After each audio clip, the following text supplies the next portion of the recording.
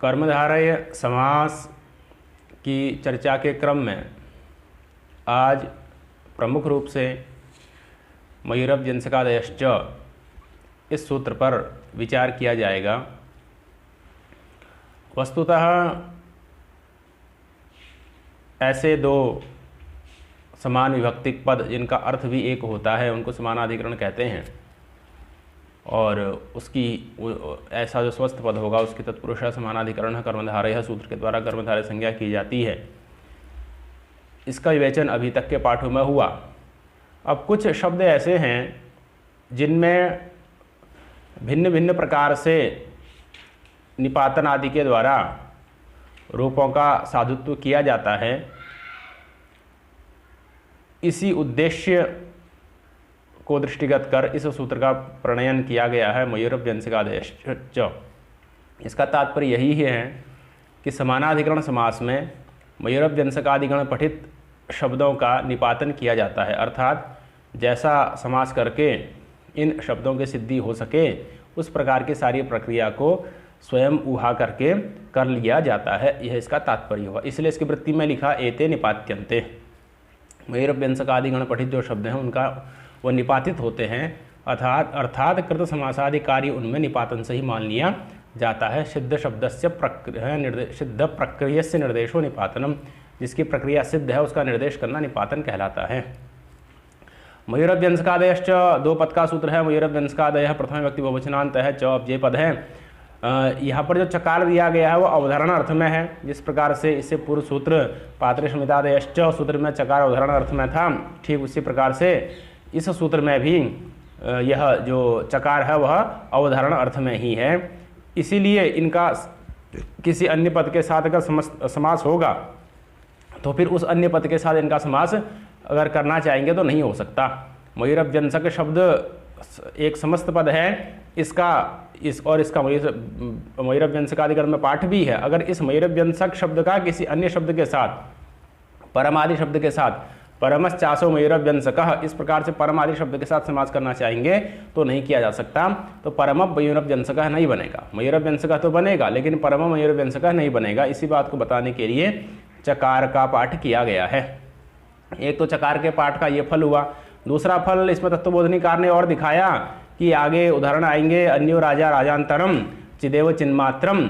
यहाँ पर जो अंतर शब्द है और मात्र शब्द है, इन दोनों शब्दों का नित्य समास होता है। इन दोनों शब्दों का नित्य समास होता है। तो नित्य समास का ज्ञापक क्या है? तो चकार को माना है उन्होंने, और बालवन्यमाकार ने व्याख्यानाद नित्य समास माना है।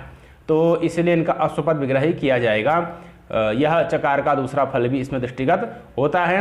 और अन्य जो इस गण में पठित शब्द हैं उनमें जैसी प्रक्रिया कर करके उन शब्दों का साधुत्व हो सके वो सारी प्रक्रिया को, उस सारी प्रक्रिया की ऊहा खुद ही कर लेनी होती है। इसीलिए इसकी वृत्ति में लिखा एते निपात्यन्ते।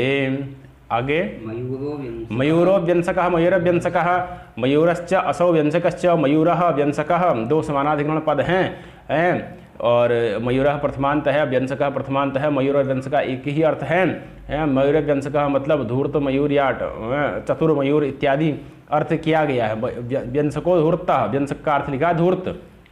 यद्यपि इसमें धूर्त अर्थ में कोशो मृग्यः इस प्रकार से बालवन्यमाकार ने लिखा कि व्यंजक का अर्थ धूर्त होता है। इसमें कोशकार में कोश में कहाँ कहा गया है इस प्रकार से देखना चाहिए, अन्वेषणीय है। तथापि प्रसिद्ध अर्थ को लेकर के लिखा गया मयूर व्यंजको धूर्तः। तो जो धूर्त मयूर है उसको कहा जाता है मयूरव्यंजकः। अब यहाँ पर मयूरः व्यंजकः दोनों समानाधिकरण पद हैं। इन में इस सूत्र से ही निपातन हो जाता है। और व्यंजक शब्द का पूर्व निपात प्राप्त था, उसका पूर्व निपात न होकर के मयूर शब्द का ही पूर्व निपात होता है और मयूरव्यंजकः इस प्रकार का समस्त निष्पन्न हो जाता है। क्योंकि विशेषण, अगर विशेषण बहुलम सूत्र से समास करते तो कामाचार हो जाता। व्यंजक धूर्त गुणवाची होने के कारण से उसका पूर्व निपात हो सकता था, लेकिन उसका पर निपातन से इसमें हो जाता है और मयूरव्यंजकः यह रूप निष्पन्न हो जाता है। व्यंजको धूर्तः, तो व्यंजक शब्द का मतलब हो गया धूर्त। आगे अग्रिम उदाहरण देते हैं। उदक्चावाच्यो उच्चावचम, उच्चावचम उदाहरण दिया। उच्चावचम शब्द कैसे बनेगा? तो उदक्च अवाक्य, उदक्च अवाक्य इस प्रकार से लौकिक विग्रह बना देना है। उदकसु अवाक्सु इस प्रकार से लौकिक विग्रह बनाना है और उदक के स्थान पर उच्च आदेश कर देना है, अवाक के स्थान पर अवच आदेश कर देना है। तो उच्चावच बन जाएगा समास आदि होकर के उच्चावचम, इस प्रकार से समस्त निष्पन्न हो जाता है उच्चावचम। तो उदक्च अवाक्य, उदक के स्थान पर उच्च और अवाक के स्थान पर अवच, उच्च अवच हो जाएगा, स्तवर्ण दीर्घ हो जाएगा, उच्चावचम समस्त निष्पन्न हो जाता है। तो उच्चावचम की प्रक्रिया को इस प्रकार से किया गया है। अग्रिम निश्चितम च प्रचितम च निश्चप प्रचम। निश्चप प्रचम का मतलब होता है जिसको निश्चित कर करके और प्रचित बटोर करके किसी बात को बोला जाता है तो कहा जाता है कि निश्चप प्रचम है। इस बारे में मेरा निश्चप प्रच मत है कि मैंने हर प्रकार से समझ करके इस बात को जान लिया है कि यह ऐसा ही है। तो निश्चप प्रचम इस प्रकार से इसका प्रयोग किया जाता है। तो निश्चितम च प्रचितम जो निश्चित भी है और जो बटोरा भी गया है, इस प्रकार से अर्थ हुआ। तो निश्चित के स्थान पर निश्चय आदेश हो जाएगा, प्रचित के स्थान पर प्रच आदेश हो जाएगा, निश्चप प्रच बन जाएगा, निश्चप प्रचम समस्त निष्पन्न हो जाता है। तो निश्चितम च प्रचितम तो लौकिक विग्रह हो गया, निश्चित निश्चित सु प्रचित सु के अलौकिक विग्रह हो गया, निश्चित के स्थान में निश्चय आदेश, प्रचित के स्थान में प्रचय आदेश और समस्त बंध निष्पन्न होता है निश्चप प्रचम। तत्पुरुष समास है, मयूरभ्यंसकादिगण में समानादिगण में निपातित है, निश्चप प्रचम यह रूप निष्पन्न होता है। यह इसका तृतीय उदाहरण हुआ। अग्रिम नास्ति किंचन यस्य सह अकिंचन। नास्ति किंचन यस्य, यहाँ पर बहुब्रीहि समास प्राप्त है। उस बहुब्रीहि समास को बाद लिया जाता है मयूरभ्यंसकादेष्ट सूत्र के द्वारा और त्रिपद तत्पुरुष समास किया कर दिया जाता है इस सूत्र के द्वारा। तो नास्ति किंचन यस्य, न अस्ति किंचन 3 पद हो गए। और वैसे भी इधर नास्ति को अगर एक भी माने तो किंचन में 2 पद हो जाते हैं। चन यह अव्यय है, अपि इसका अर्थ होता है। चन यह अव्यय है और इसका अर्थ होता है अपि, इसलिए नास्ति किंचन यस्य का अर्थ क्या है? नास्ति किमपि यस्य, जिसका कुछ नहीं है उसको कहेंगे अकिंचन। तो बहुब्रीहि समास प्राप्त है, उसको बात करके सूत्र के द्वारा त्रिपद तत्पुरुष समास कर दिया जाता है। तो न किंचन इस प्रकार से अलौकिक विग्रह बना करके और नलोपो इसी सूत्र के द्वारा निपातनाद नकार के आकार का लोप हो जाएगा और अकिंचन इस प्रकार का समस्त निष्पन्न हो जाता है। अकिंचन तो नकार का लोप भी इसी सूत्र से निपातित होना है, समास इत्यादि भी इसी सूत्र से निपातित होना है, सारी प्रक्रिया इस सूत्र से निपातित होकर के अकिंचन इस प्रकार का समस्त निष्पन्न हो जाता है। तो बहुब्रीहि का अपवाद हो गया यह मयूरभ्यंसकादेष्ट सूत्र और इसने नास्ति किमपि यस्य इस अर्थ में अकिंचन इस समस्त पद की साधुता करा दी। यह इस निपातन सही कार्य हो रहा है। तो अकिंचन यह इसका उदाहरण हुआ। अग्रिम नास्ति कुतो भयम यस्य सह अकुतो भयः, जिसको कहीं से भी भय न हो उसको कहते हैं अकुतो भय। तो नास्ति कुतोपि भयम यस्य, ये भी पूर्ववत ही है, बहुब्रीहि समास प्राप्त था, उसको बात करके त्रिपद तत्पुरुष समास का निपातन मयूरभ्यंसकादेष्ट सूत्र के द्वारा कर दिया जाता है। तो नास्ति कुतोपि भयं यस्य लौकिक विग्रह हो गया, न कुतस सु भयसु अलौकिक विग्रह हो गया। इस प्रकार से अलौकिक विग्रह में न कुतस भयसु, न कुतस भयसु यह लौकिक विग्रह हुआ और उसमें समास होकर के कुतस के सकार को हसिच से रुत्व उत्व होकर के अकुतो भय और नकार का लोप हो जाएगा निपातनात्, तो अकुतो भयः इस प्रकार का समस्त निष्पन्न हो जाता है अकुतो भयः। तो न कुतस भयसु अलौकिक विग्रह में नकार का लोप हो गया और कुतस के सकार को रुत्व विसर्ग उत्व हो गया, रुत्व उत्व हो गया और अकुतो भयः, अकुतो भय समस्त पद निष्पन्न हुआ, उसकी एकदेश विकृत न्याय में प्रातिपदिक संज्ञा सुर उत्व विसर्ग अकुतो भयः, इस प्रकार से यह उदाहरण निष्पन्न हो जाता है। तो यह इसका एक उदाहरण ये भी हो गया। अन्यो राजा राजांतरम यह उदाहरण दिया। अब यहाँ पर 2 शब्द हैं, अन्यो राजा राजांतरम और चिदेव चिन्मात्रम। तो अन्यो राजा राजांतरम, राजांतरम यह समस्त पद है, इसका लौकिक विग्रह बनाया गया। तो अन्यो राजा इस प्रकार से बनाया गया। क्यों बनाया गया? क्योंकि अंतर शब्द के साथ और मात्र शब्द के साथ जब समास होता है तो वो नित्य समास माना जाता है। व्याख्यानात तत्वबोधनिकार ने लिखा, व्याख्यानात बालमनोरमाकार ने लिखा, तत्वबोधनिकार ने चकार से ही इसका संग्रह माना। तो अंतर शब्द के साथ जब समास होगा तो वह नित्य समास होगा और मात्र शब्द के साथ भी जब समास होगा वह नित्य समास ही होता है। इसीलिए इसका अस्वपद विग्रह बनाया जाता है। अन्यो राजा अंतर शब्द के साथ समास कर रहे हैं और अन्य शब्द के साथ विग्रह कर रहे हैं। अन्य शब्द का मतलब होता है भिन्न। तो अन्यो राजा ये लौकिक विग्रह हो गया, और उधर राजन सु अंतर लौकिक विग्रह हो गया। अंतर शब्द का ही परनिपात हो जाएगा, निपातनाद, तो बन जाएगा राजन अंतर, नकार का लोप हो जाएगा, सवर्ण दीर्घ हो जाएगा, राजांतरम। इस प्रकार से अन्यो राजा राजांतरम, अन्यो राजा राजांतरम। राजांतरम आदि शब्द नपुंसक लिंग में ही प्रयुक्त होते हैं, इसलिए अन्यो राजा राजांतरम, अन्या क्रिया क्रियांतरम। इस प्रकार से रूप इसके निष्पन्न होते हैं। इसी प्रकार से अग्रिम सूत्र है चिन्ह मात्रम चित एव। इस प्रकार से लौकिक विग्रह करना है। चित सु एव लौकिक विग्रह में एव के मात्र शब्द के साथ समास होगा, उसी का पर्यायवाचक एव शब्द अश्वपद विग्रह के रूप में लौकिक का विग्रहावस्था में प्रयुक्त हो रहा है। और तकार के स्थान पर दकार, दकार के स्थान पर नित्य अनुनासिक भी इसी निपातन से हो जाता है। चिन्ह मात्रम इस प्रकार का समस्त निष्पन्न होता है। तो अंतर शब्द के साथ और मात्र शब्द के साथ नित्य समास का निपातन इस सूत्र के द्वारा किया जाता है, इसलिए दोनों का अश्वपद विग्रह दिखाया गया है। चिन्ह मात्रम का हो गया चित एव और राजांतरम का हो गया अन्यो राजा। तो इस प्रकार से अन्यो राजा राजांतरम जिन्हें चिन्ह मात्रम, इन दो शब्दों का नित्य समास से साधुता हो जाती है। मयूरभ्यंसकादि गण पठितत्वात्। तो निपातनाथ ही यहाँ पर सारा कार्य होना है। आगे अब इसके बाद आख्यातम आख्यातन क्रिया सातत्य ये गणसूत्र आया।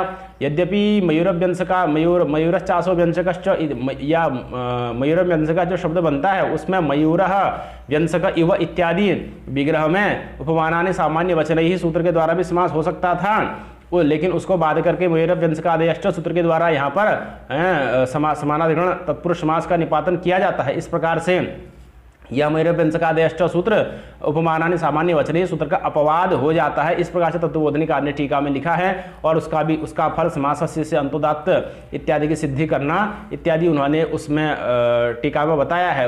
तो उनका ये तात्पर्य है कि जो मयूरभ्यंसकादेश्च सूत्र है यह उपमानानि सामान्य वचने का अपवादभूत भी बन जाता है। तो इस प्रकार से इस सूत्र का मूल विवेचन हुआ। अब इसमें कुछ अंतर्गण सूत्र हैं, जो अब उनका 3 गण सूत्र हैं, उनका विवेचन आएगा, उसके उदाहरण आएंगे।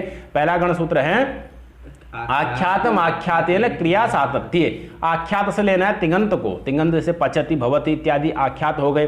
दूसरा आख्यातेन से भी तिङंत को ही लेना है, तो आख्यातम आख्यातेन अर्थात तिङंतम तिङंतेन। तिङंत एक तिङंत का दूसरे तिङंत के साथ समास हो जाता है। कब? क्रिया सातत्य, अगर क्रिया की निरंतरता अर्थ गम्यमान हो।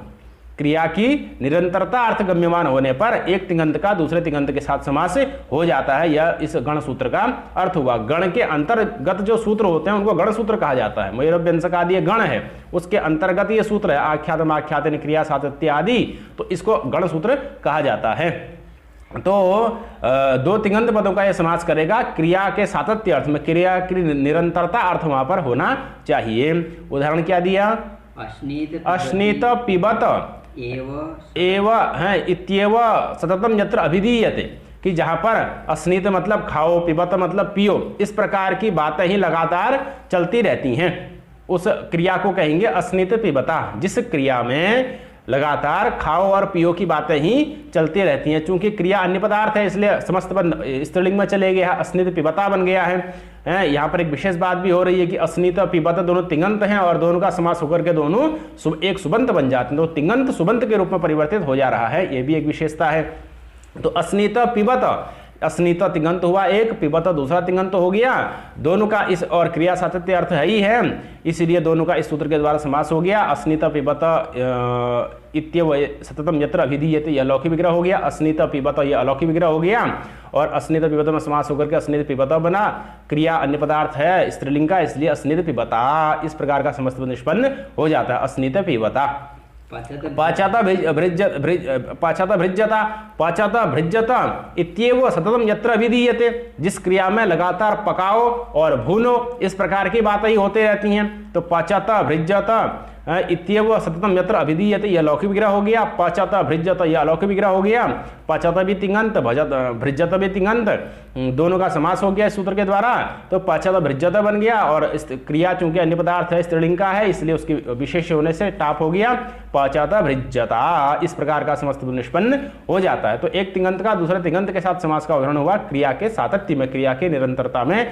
खादता मोदता पाचाता भृज्यता, तो पाचाता भृज्यता दोनों तिङंत थे, लेकिन समास होने के बाद दोनों सुबंत बन गए हैं, एक सुबंत पर निष्पन्न हो गया है, तो तिङंत भी सुबंत के रूप में परिवर्तित हो गया है समास की महिमा से मयूरभ्यंस का आदिगण में पाठ होने के कारण से। तो पचत भृज्यता इस प्रकार का रूप निष्पन्न होता है। अग्रिम खादत मोदता, खादत मोदध्वम, खादत मोदध्वम खाओ और मौज बनाओ, इत्येव सततम यत्र अभिधीयते, ऐसी बातें ही जहां पर लगातार जिस क्रिया में कही जाए उस क्रिया को कहेंगे खादत मोदता। तो खादत मोदत मोदध्वम इत्येव सततम यत्र अभिधीयते, ये लौकिक विग्रह हो गया। खादत मोदत अलौकिक विग्रह हो गया, समास हो गया, और अन्य पदार्थ क्रिया है, टाप हो गया, खादत मोदता, इस प्रकार का समस्त पद निष्पन्न हो जाता है। अग्रिम एहि डादयोन्य पदार्थे, अब फिर अग्रिम गणसूत्र आ गया। यह भी गणसूत्र है। एहि डादयः अन्य पदार्थे, कि अन्य पदार्थ अर्थ में, अन्य पद के अर्थ में एहि आदि शब्दों का निपातन किया जाता है। अन्य पदार्थ में, अन्य पद के अर्थ में एहिडम, एहि यवम इत्यादि शब्दों का निपातन किया जाता है। तो एहि ईड, एहि ईड, इस एहि ईड इस प्रकार से लौकिक विग्रह बना देना है, एहि ईड, और उधर अलौकिक विग्रह भी इसी प्रकार से रहेगा, एहि ईड है, और एहि ईड, एहि ईडे, ईडे आपका तिगंत पद होगा ना, एहि ईडे, तो एहि ईडे यह आप हो गया लौकिक विग्रह है। एहि ईडे अलौकिक विग्रह भी होना, उसमें विभक्ति तो अलग होगी नहीं, तिगंत पद है, सूत्र उससे आना नहीं है, तो एहि ईडे ऐसा बनेगा, और समास होकर के भी एहि ईडे ही बनेगा, और डे के ए को अकार आदेश हो जाएगा इसी निपातन से, तो एहि डम, इस प्रकार से समस्त निष्पन्न हो जाता है, एहि डम। इसी प्रकार से एहि यवम, एहि यौमः, एहि यौमः, इस प्रकार से लौकिक विग्रह, एहि यौमः लौकिक विग्रह, यौमः के स्थान पर यव आदेश हो जाता है, यौमा के स्थान पर क्या होगा, यव हो जाएगा, तो एहि यवम सु अम अभिपूर्व से पूर्व रूप हो जाएगा, एहि डम एहि यवम। इस प्रकार से यह इस वार्तिक के दो उदाहरण निष्पन्न, इस गणसूत्र के दो उदाहरण निष्पन्न होते हैं। पढ़िए तो एहीड इति यस्मिन् कर्मणि तदेव, हाँ, एहि ईड इति यस्मिन् कर्मणि, जिस कर्म में एहि ईडे इस प्रकार से कहा जाए, जिस कर्म में एहि ईडे, तो इस एहि ईडे इति यस्मिन् कर्मणि, यह लौकिक विग्रह समझ लेना चाहिए, और एहि ईडे यह अलौकिक विग्रह हो जाएगा। तो एहि ईडे इति यस्मिन् कर्मणि, जिस कर्म में क्या कहा जाए, एहि आओ ईडे स्तुति करें, इस प्रकार से कहा जाए, उस कर्म को क्या कहेंगे, कर्म चूंकि नपुंसकलिंग है इसलिए समस्त पद भी नपुंसकलिंग में हो जाएगा, एहि डम इस प्रकार से हो जाएगा। एहि यौमः इति यस्मिन् कर्मणि, एहि आओ यौमः मिलाएं, यू मिश्रणा मिश्रण धातु का रूप है यौमः, तो आओ और मिलाएं, इस प्रकार की बात जिस कर्म में कही जाए, जिस कार्य में कही जाए, उस कार्य को क्या कहेंगे, एहि यवम। तो एहि यौमः के स्थान पर यव आदेश, और उसको सु अम अभिपूर्व पूर्व रूप एहि यवम, इस प्रकार से समस्त पद निष्पन्न हो जाता है। क्या लिखा है आगे, एहि यवम उद्धर, एहि यवम उद्धर कोष्ठादुत्सृज देहीति यस्याम क्रियायाम सा उद्धरोत्सृजा, कि उद्धर कोष्ठात उत्सृज देहि यस्याम क्रियायाम, उद्धर कोष्ठात उत्सृज देहि यस्याम क्रियायाम, उद्धर है निकालो, कोष्ठ से बाहर करो, और तब जाकर के दो, इस प्रकार की बातें जिस क्रिया में कही जाती हैं उस क्रिया को क्या बोलते हैं, उद्धरोत्सृजा। तो उद्धर कोष्ठात उत्सृज देहि इति यस्याम क्रियायाम, इस प्रकार से लौकिक विग्रह हो गया, उद्धर उत्सृज अलौकिक विग्रह हो गया, और उद्धरोत् गुण हो गया, उद्धरोत्सृज बन गया, टाप हो गया उद्धरोत्सृजा, इस प्रकार से निष्पन्न हो गया उद्धरोत्सृजा। तो ये तीन उदाहरण इस वार्तिक के हो गए। उद्धम विधमा, उद्धम विधमा एक उदाहरण और दे, उद्धम विधमा इति यस्याम क्रियायाम, या जिस क्रिया में उद्धम विधम इत्यादि बातें होती हैं, उद्धम विधम का तात्पर्य क्या है, श्वास लो और श्वास छोड़ो, जिस प्रकार से आजकल किया जाता है कपालभाति इत्यादि या अनुलोम विलोम इत्यादि, उसमें खूब श्वास लिया जाता है, श्वास छोड़ा जाता है। तो ये सारी प्रक्रिया है, श्वास लेने और छोड़ने की जो प्रक्रिया है उसको हम क्या कह सकते हैं, उद्धम विधमान। अत्र उद्धम विधमा चलती, अर्थात यहाँ पर श्वास लेने की और छोड़ने की प्रक्रिया चल रही है, ये कहने का तात्पर्य है। तो उद्धम विधमा यस्याम क्रियायाम सा क्रिया उद्धम विधमा, इस प्रकार से समस्त पद निष्पन्न हो जाता है। क्रिया अन्य पदार्थ है, स्त्रीलिंग है, इसलिए उद्धम विधमा यह समस्त पद निष्पन्न हो गया। अग्रिम असातत्यार्थम, यह पाठ कह रहे हैं कि आख्यातम आख्यातन क्रिया सातत्य सूत्र से गण सूत्र से समास हो जाता। इसकी अलग से इस गण सूत्र क्या क्यों बनाया गया, तो कहा कि असातत्यार्थम यह पाठ, उससे तो क्रिया सातत्य में होगा, लेकिन इसमें क्रिया के असातत्य में भी, क्रिया की निरंतरता नहीं भी है तब भी समास हो जाए, इसके लिए अलग से इस गणसूत्र का पाठ किया गया है। तो असातत्यार्थम यह पाठ, इस सूत्र का पाठ, इस गणसूत्र का पाठ क्यों किया गया है? असातत्य में भी समास करने के लिए। आगे जहि कर्मणा बहुलम आभिक्षणे कर्तारं चाभि दधाति, यह एक गणसूत्र है। इसका अर्थ क्या है? तो इसका अर्थ स्वयं आचार्य दीक्षित जी आगे लिख रहे हैं, पढ़िए। जहि इत्येतत् जहि इत्येतत् कर्मणा, जहि इसका कर्म के साथ, जहि का जो कर्म होगा, जहि यह है हन धातु के लोट लकार मध्यम पुरुष एक वचन का रूप है। रूपम देहि जयम देहि यशो देहि दिशो जहि, तो जही यह लोट लकार मध्यम पुरुष एक वचन का रूप है जही। तो जही का जो कर्म होगा उसके साथ इसका समास हो जाएगा। जही त्येतत् कर्मणाम बहुलम आभिक्षणे, आभिक्षणे अर्थ में, पौनः क्रिया की बारंबारता होने अर्थ में, पौनः पुण्य अर्थ में, कर्तारं चेत अभिदधाति, अगर वह समस्तवत कर्ता अर्थ को बताता हो, वह समस्तवत किसको बताता हो? कर्ता अर्थ को, है ना। कर्ता अर्थ अगर उस समस्त पद के द्वारा उक्त होता हो तो ऐसी स्थिति में जही का उसका जो कर्म होगा उसके साथ समास हो जाएगा। उदाहरण इसके दो दिए हैं, उसका अर्थ पढ़ दीजिए वृत्ति में। जही इत्येतत् कर्मणा, जही इत्येतत् कर्मणा, जही इसका कर्मणा, कर्मवाचक पद के साथ बहुलम, बहुलता से समास हो जाता है। आभिक्षणे, आभिक्षणे अर्थ में, क्रिया को बार बार करना अर्थ में, कर्तारं चाभि दधाति, अगर वहां पर कोई वह समस्तवत कर्ता को बताता हो, अर्थात कर्ता उस क्रिया को बार बार करने के लिए कह रहा हो, इस अर्थ में यह समास होता है। उसी को लिखा आभिक्षणे गम्ये समासेन चेत, हाँ, आभिक्षणे गम्ये समासेन चेत कर्ता विधीयते। जहि इत्येतत् कर्मणा बहुलम, बहुलम आभिक्षणीय, आभिक्षणे गम्ये समासेन चेत कर्ता विधीयते, है ना। आभिक्षण गम्य अर्थ, आभिक्षण अर्थ गम्यमान होने पर जही इसका जो कर्मवाचक पद होगा उसके साथ समास हो जाएगा। समासेन चेत कर्ता विधीयते, अगर समस्त पद से किस अर्थ की प्रतीति हो रही हो? कर्ता अर्थ की प्रतीति हो रही हो। उदाहरण से बात स्पष्ट होगी। उदाहरण बोलिए। जही जोड़ः, जही जोड़ः, जही स्तंभः, तो हैं जही जोडम, जही जोडम इति वक्ता, जही जोडम, जही जोडम इति वक्ता। तो जोड़ शब्द का मतलब क्या है? कि बंधन, है ना। जही जोडम, जही मतलब तोड़ दो, बंधन को तोड़ दो। तो जही जोडम इति वक्ता, तो जही जोडम ऐसा कहने वाला जो व्यक्ति है ना, उस व्यक्ति को कहा जाएगा जही जोडः। अयम जही जोडः वर्तते। जैसे कोई साधु है, साधु क्या कहता है कि संसार के बंधन को तोड़ो, संसार के बंधन को तोड़ो। तो हम साधु को क्या कह सकते हैं कि अयम जही जोडः वर्तते, यह जही जोड़ है, अर्थात जही जोडम इति वक्ता है, बंधन तोड़ो, इस प्रकार का कहने वाला है।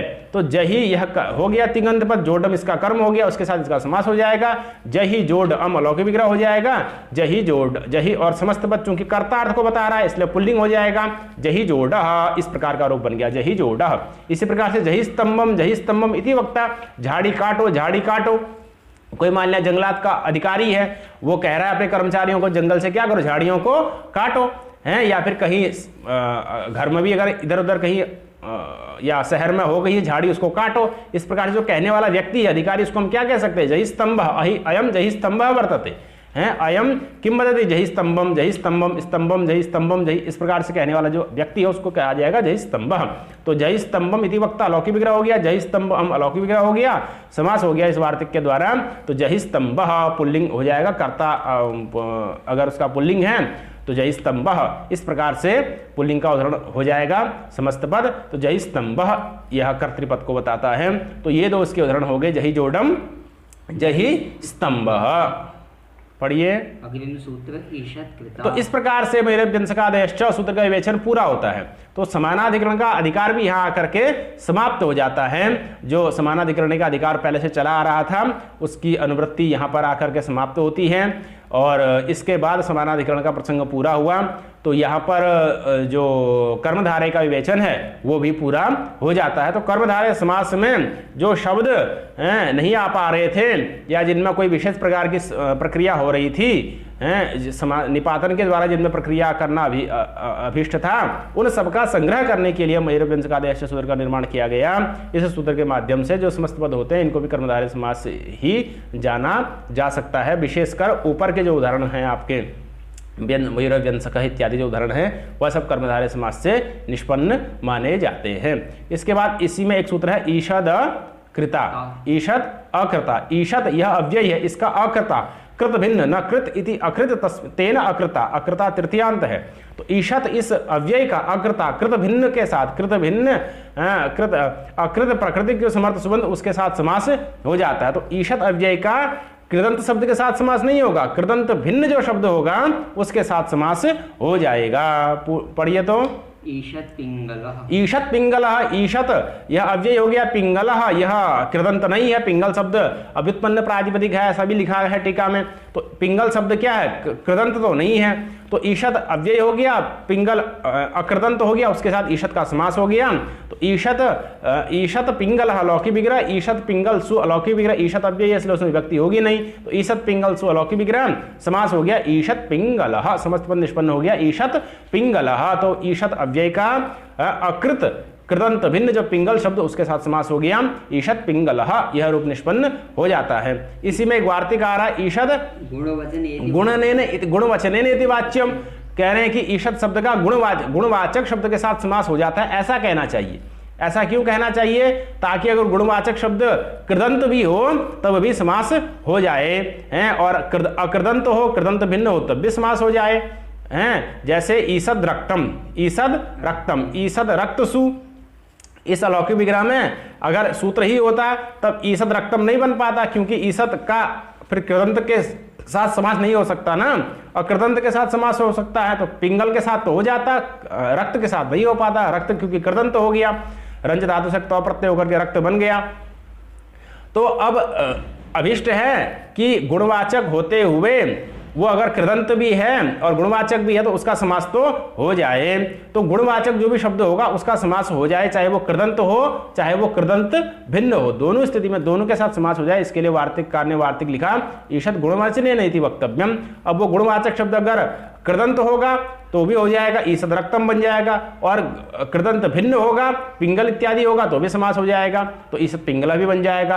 अगर सूत्र ही रखते तो ईषद पिंगला तो बन जाता और ईषद रक्तम नहीं बन पाता, तो ईषद रक्तम भी बन जाए, ईषद पिंगला भी बन जाए। तो इसलिए इस सूत्र को ईषद गुणवचनेन इति वाच्यम इस प्रकार से कहना चाहिए, ये वार्तिककार कह रहे हैं। तो ईषद रक्त सु, इस अलौकिक ईषद रक्तम लौकिक विग्रह, ईषद रक्त सु अलौकिक विग्रह में समास होकर के ईषद रक्त बन जाएगा, और उसका सु अम नपुंसकलिंग हो जाएगा विशेष के अनुसार, या सामान्य नपुंसकम की व्यवस्था भी होती है। तो ईषद रक्तम इस प्रकार से समस्त में निष्पन्न हो जाता है। तो इस प्रकार से मैरव्यंजकादेश के साथ ईषद अग्रता इस सूत्र का विवेचन किया गया। इसके बाद जो अग्रिम विवेचन अब शुरू होता है वह नए समास का विवेचन है, जो वह भी एक अत्यंत महत्वपूर्ण समास माना जाता है, नए समास, जिसका विवेचन अग्रिम पाठ में किया जाएगा।